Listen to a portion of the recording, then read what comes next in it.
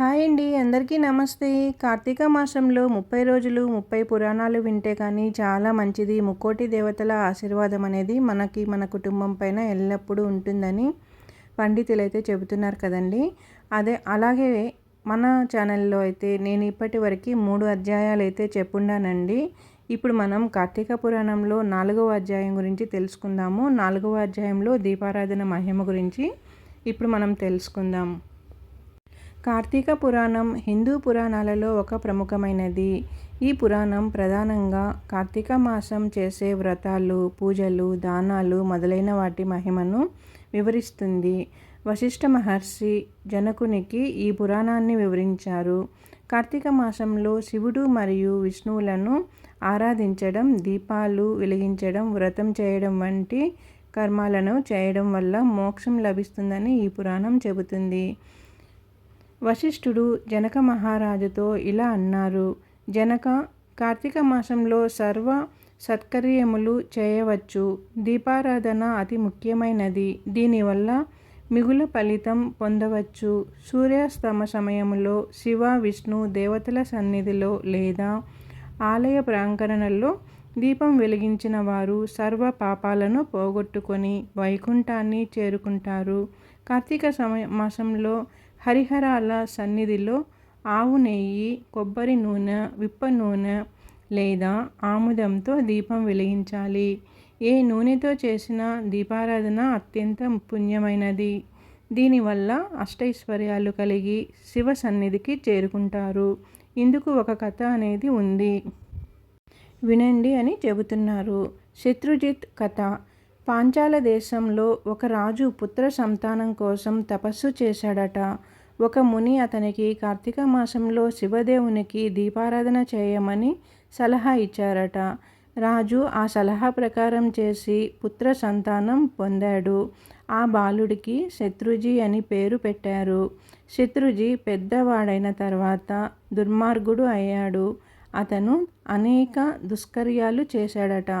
అయినప్పటికీ అతను కార్తీక మాసంలో శివాలయంలో దీపం వెలిగించటం మాత్రం మర్చిపోలేదట.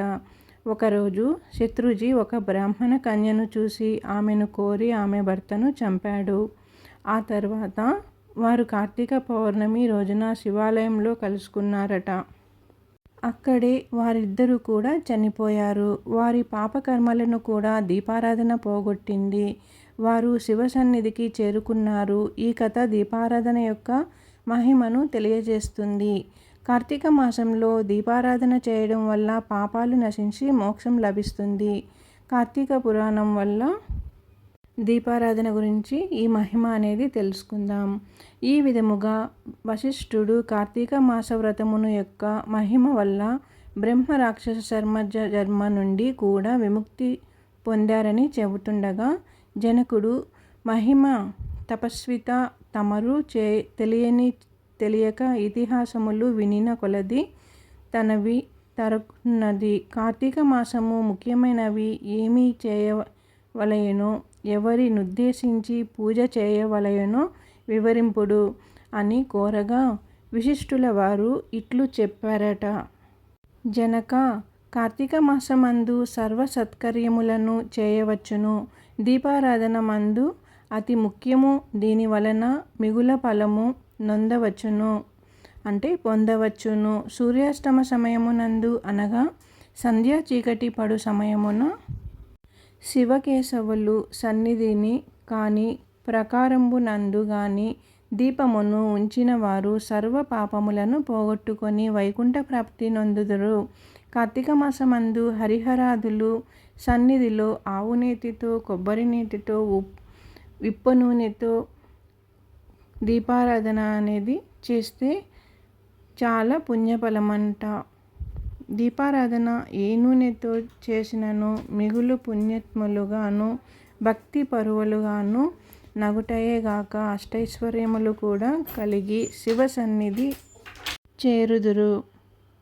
పూర్వము పాంచాల దేశమును పాలించుచున్న రాజుకు సంతతి లేక అనేక యజ్ఞయాగాదులు చేసి తుదికు విసుగు చెంది తీరమున నిష్ఠతో తపమాచరించుచు చుండగా నచుంచుచు వికేడుడను ఇడీముని పుంగవుడు వచ్చి పాంచాల రాజా నీవెందులకింత తపమార్చింతువు అని కోరిక ఏమి అని ప్రశ్నించగా, ఋషి పుంగవ, నాకు అష్ట ఐశ్వర్యములు రాజ్యము సంపద ఉన్నవి. నా వంశము నిలుపుటకు పుత్ర సంతానము లేక కృషించి ఈ తీర్థస్థానమున తపమాచరించుచు ఉన్నాను అని చెప్పాడు. అంతా మునిపుంగవుడు, ఓయి కార్తీక మాసమున శివ సన్నిధిని శివదేవుని ప్రీతి కొరకు దీపారాధనమును చేసి ఎడల కోరిక నెరవేరగలదు అని చెప్పి వెడలిపోయాడట. వెంటనే పాంచాలరాజు తన దేశమునకు వెడలి పుత్ర ప్రాప్తికై అతి పెద్ద భక్తితో శ్రద్ధతో శివాలయమున కార్తీక మాసము 1 రోజులు కూడా దీపారాధన చేయించి దాన ధర్మాలతో నియమమును సారముగా వ్రతము చేసి ప్రసాదములను ప్రజలకు పంచిపెట్టించుడు విడువకుండా 1 దినములు అటుల చేసెనట. తత్పుణ్య కార్యముల వలన ఆ రాజు భార్య గర్భవతి అయి క్రమముగా 9 మాసములు నిండిన తరువాత ఒక శుభముహూర్తమున ఒక కుమారునిని కనెను.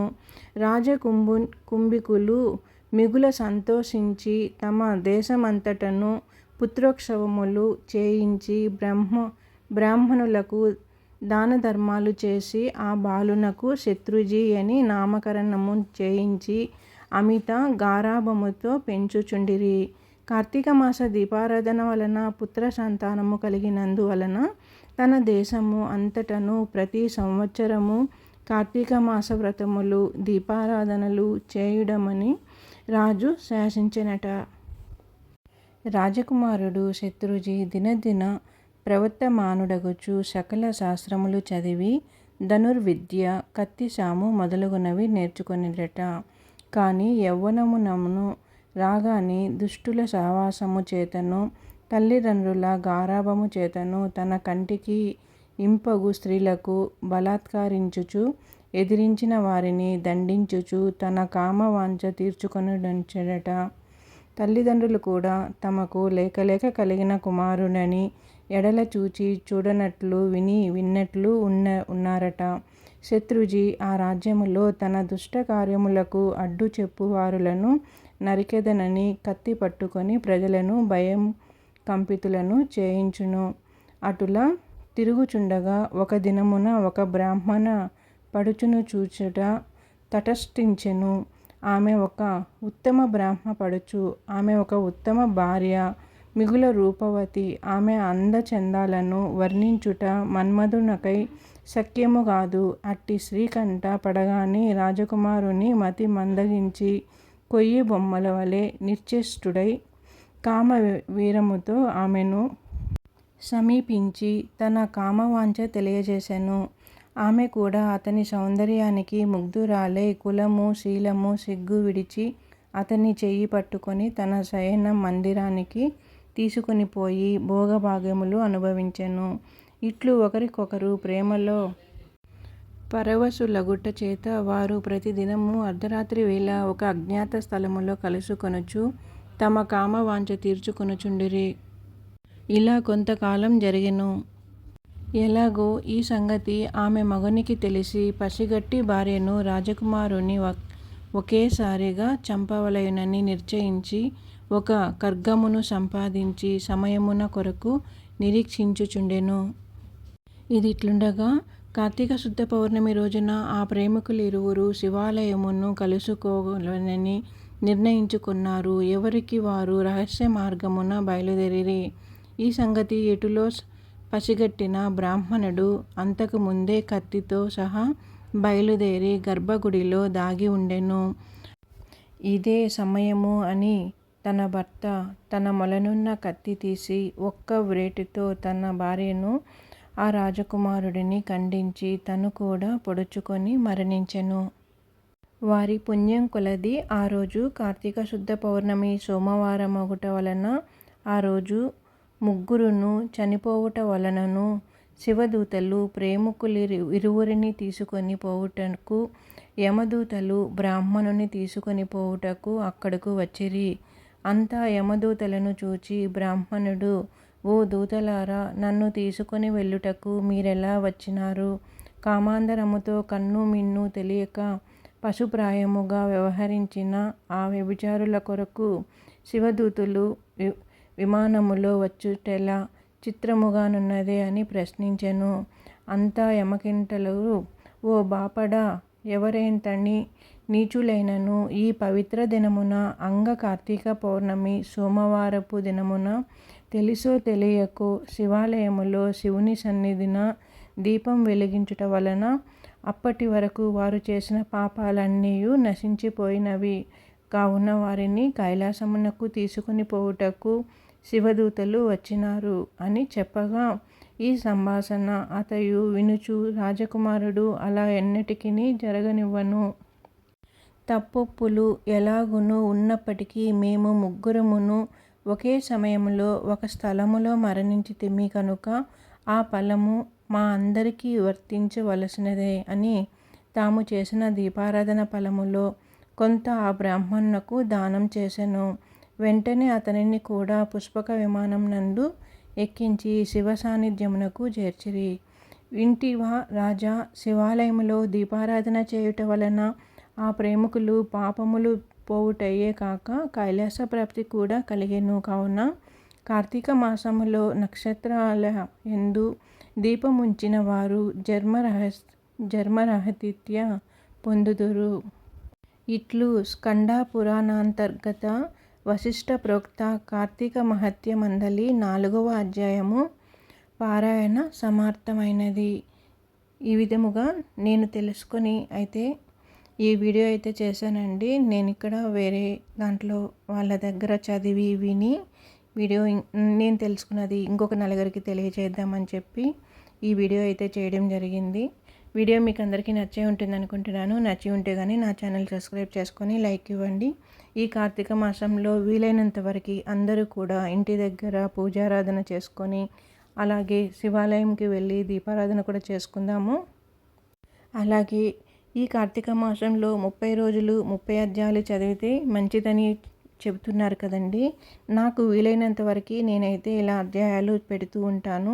ముందుగా నేను చదువుకొని ఒకసారి తెలుసుకొని దాని గురించి మీకు కూడా తెలియజేస్తానండి. ఈ వీడియో కానీ మీకు నచ్చినట్లయితే నా ఛానల్ సబ్స్క్రైబ్ చేసుకోండి. ఓం నమః శివాయ, ఓం నమః శివాయ, ఓం నమః శివాయ.